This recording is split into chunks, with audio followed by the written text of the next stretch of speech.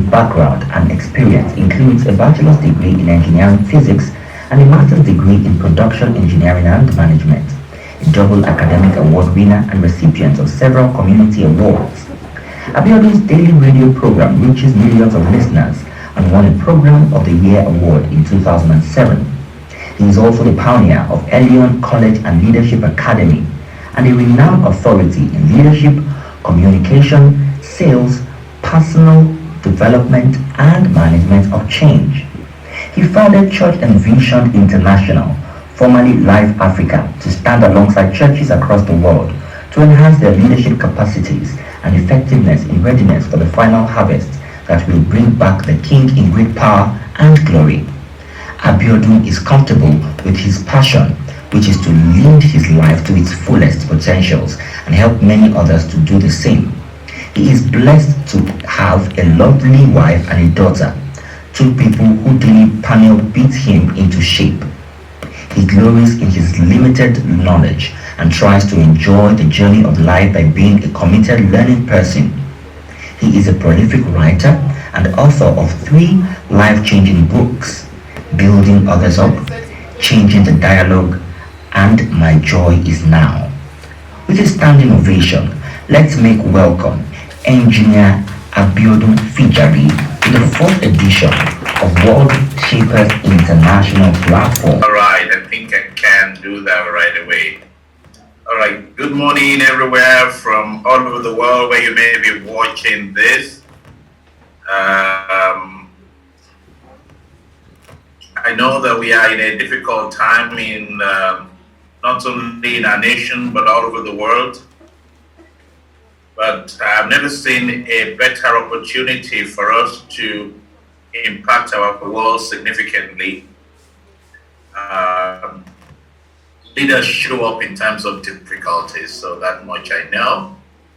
And leverage it to creating a healthier world is possible in the midst of the pandemic, because that's what leaders do. They show up and define strategy whenever there is a challenge.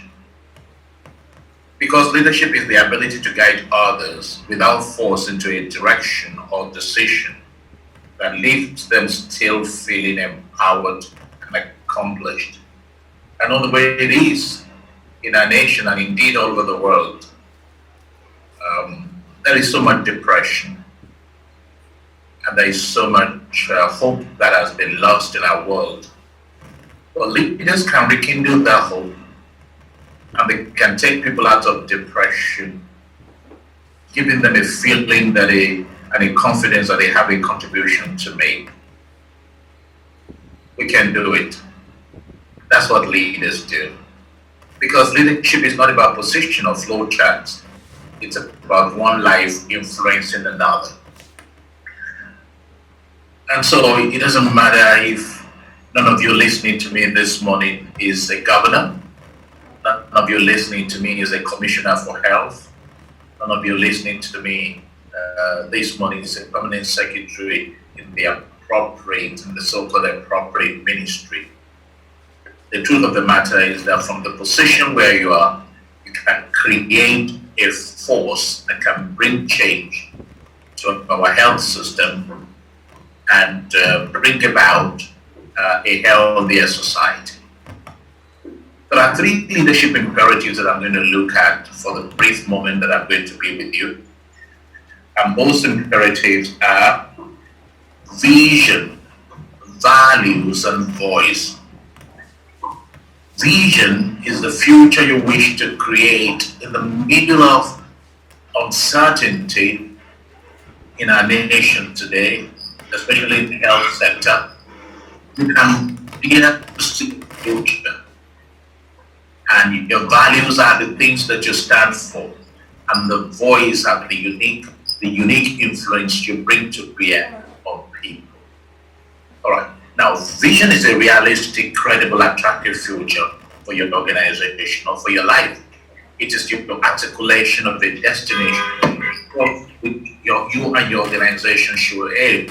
A future that is better, that is more successful, or more desirable for your organization than is the present. So vision is actually creating a more desirable future. And that is the realm of leadership. Managers maintain, leaders see the future.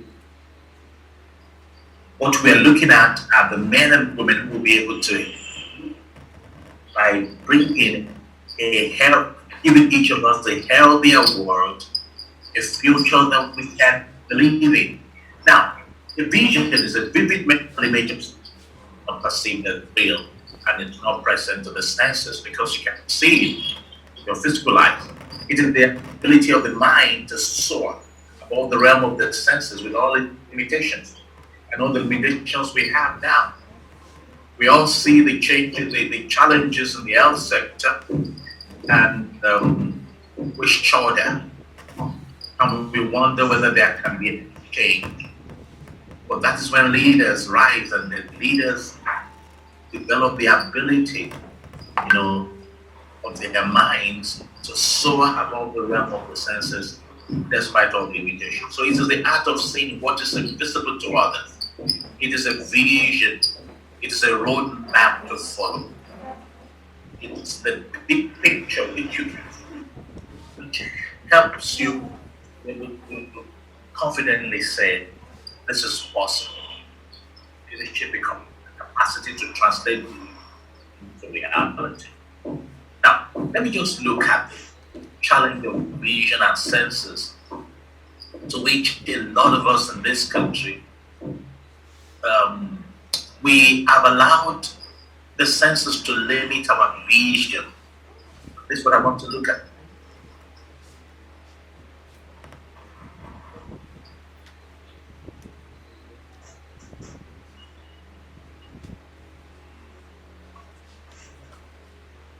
Vision does not care, except that we're not limited by those physical senses.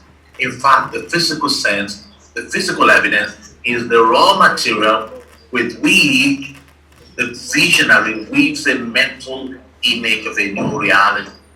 It is because of the prevailing physical evidence that a leader arises and lifts up the world around him. What the senses perceive is true. Yeah, we know the challenges in the health sector. We know the challenges all around us. We know about the pandemic. But what the mind conceives is also true. So in a case of, for a leader, there are always two truths. The truth presented to it by the senses and the truth that it tries to conceive in his mind. But the senses are limited because they see only the present. The mind reaches into the future. The senses only observe, but the mind creates. I would rather want to be a creator rather than just to be an observer. Of course, I would like to observe because out of the observation comes the creativity. But a lot of people stop at the observation stage and they don't go beyond. Be creative, releasing the potentials in their mind to see a desirable future. Right. The beauty of being a leader is that you are not a whiner. You prefer solution. You're not just telling the people how bad situations are. You are thinking of what to do. In the era of this pandemic, and as it's always been for my life, I do not see myself incapacitated or able to do something about the world around me. I see myself as a problems. So when I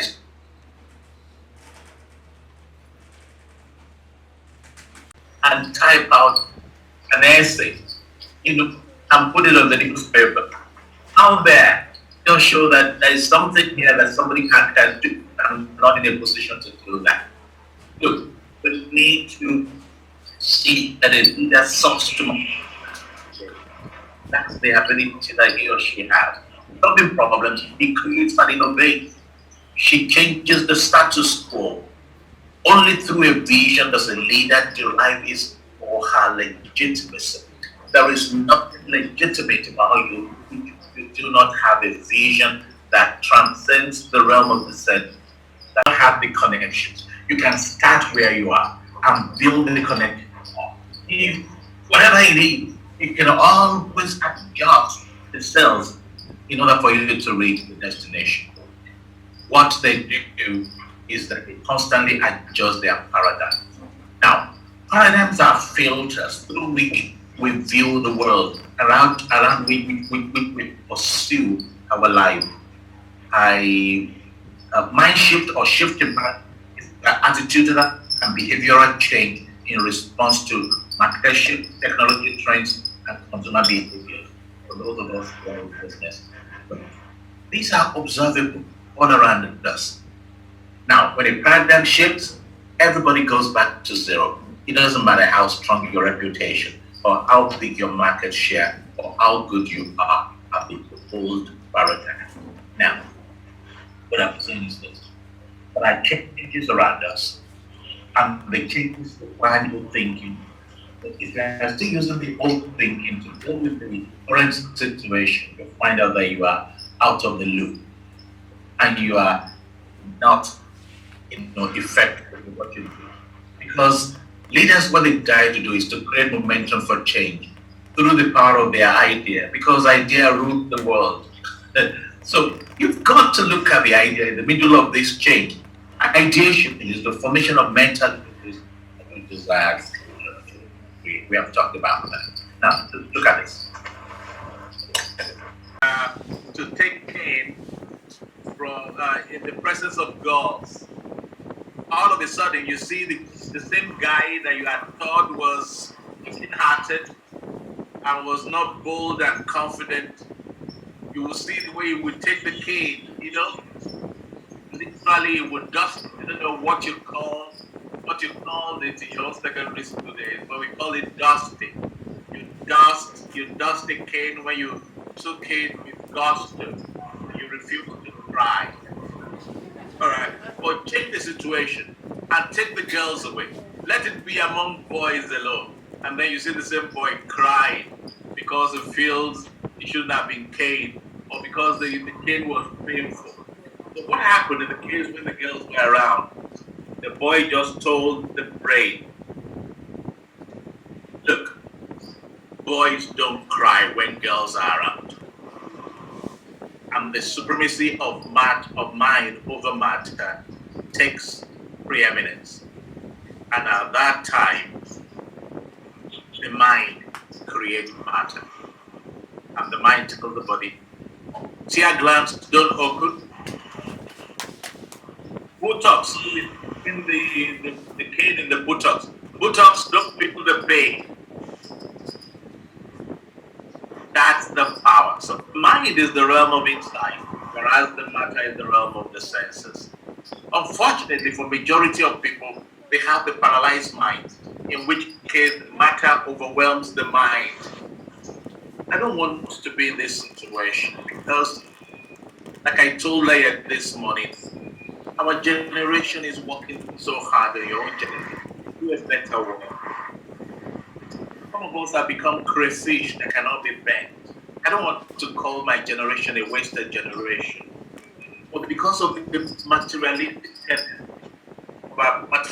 tendencies, we are more concerned about me, myself. And I think the time has come for your generation to step out, as the Lord will help you. Not to be paralyzed in your mind. If you are paralyzed in your mind, you just walk within the box of myself, my life, and nothing else. So you have walls everywhere. And then you have box thinking. If it doesn't favor you,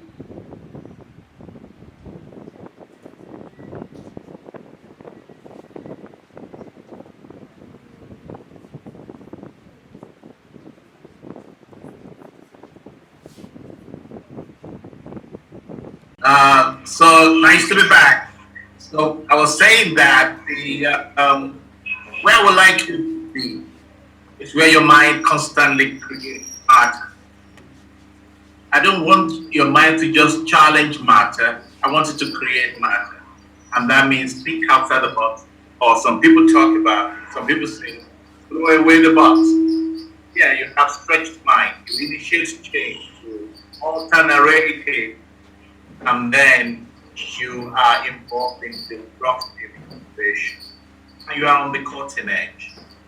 You know, this is where we wanted to be. And two enemies to that.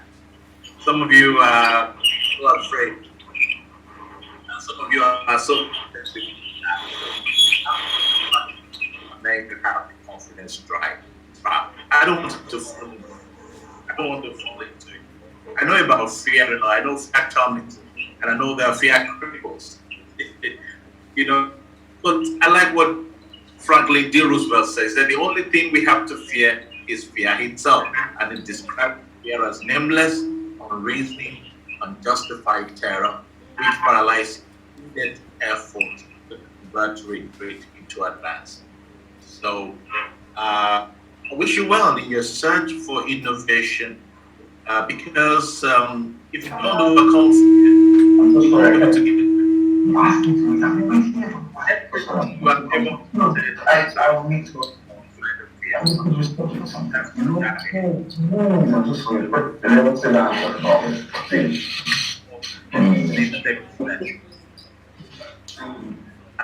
today. Have the right questions to ask and shift. Constantly ask yourself, whenever you are in this, why do I do what we do? Why do I do what I do? What should change? What should be done differently? Before you lose, what opportunity can I see in this problem? What's important today that if I do it, will increase my or my organization's productivity? These are things we need to think about when we are considering mind shift.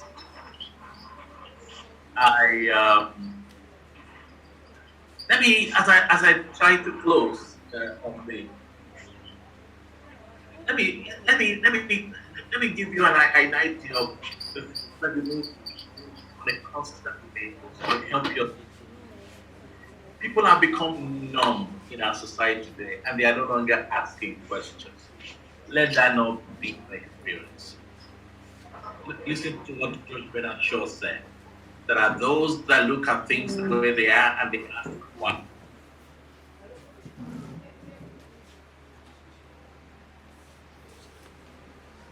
Ask why not?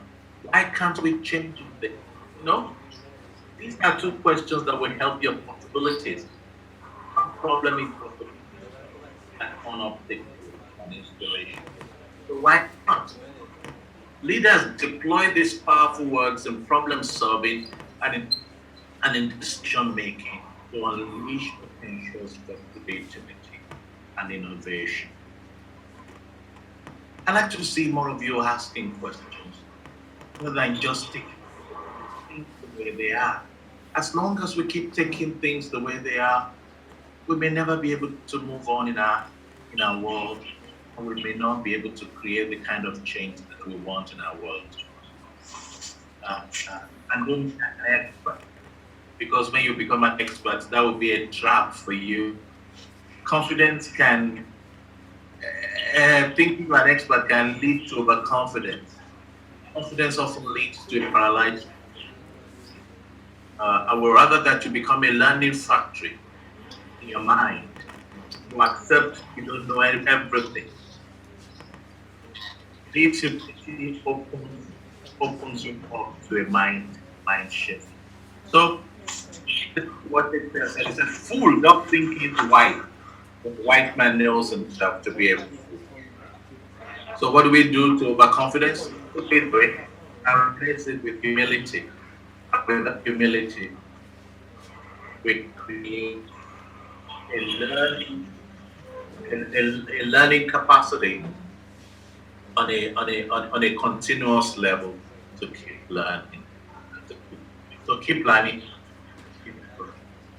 Keep cannot read and write for those who cannot learn and learn how to. I've been able to handle vision because I feel this is important. but you also need values to undergird your vision. So this is the time for you to subscribe to values that will build you up. Your values could be being able to your reading capacity. Your values could be your honesty. It could be your passion. Your values could be your moderation.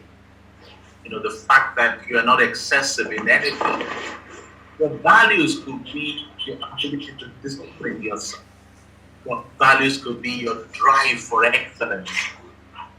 So when you have those values are there to undergird your vision. That your vision, like a pregnancy, to see the light of the day. I remember when I was much younger than you, at the age of 19, University of Ife, I took two decisions that have changed the direction of my life. Number one, I will not be late to an event. Number two, I will not contribute negatively to the economy of our nation, Nigeria. Today, I don't take or receive bribe. I live my life values that sustain me. And of course, the last of them is your voice. There must be something that you have that people admire that will help them to listen to you, through which you will be able to express them. All right. So you can, you've got. So what is your voice? All right. My voice, for example, is my creative ability. I don't do things the way other people do it. So people are enamored to me as a result of that. My voice is my communication skills. And then my voice is staying power, never giving up. And because people see that I've developed that over the years, people tend to believe that what I start, I will be able to accomplish. So, you develop your values and make sure you develop the right kind of voice that will help you. And never forget to constantly be learning and learning.